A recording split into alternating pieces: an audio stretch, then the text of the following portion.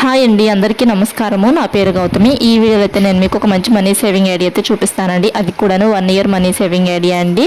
5 rupees, 15 rupees, 10 రూపీస్తో money saving idea అండి. అంటే మనము రోజుకి 5 రూపాయల చొప్పున అండ్ 10 రూపాయల చొప్పున, 15 రూపాయల చొప్పున డబ్బులు అనేటివి దాచుకుంటే 1 ఇయర్కి 62,820 రూపాయలు అయితే సేవ్ చేసుకుంటారండి. ఇంకొక పద్ధతిలో దాచుకుంటే 1 ఇయర్కి ఇంకొక పద్ధతిలో కనుక దాచుకుంటే 63,380 రూపాయలు అయితే సేవ్ చేసుకోవచ్చు అండి.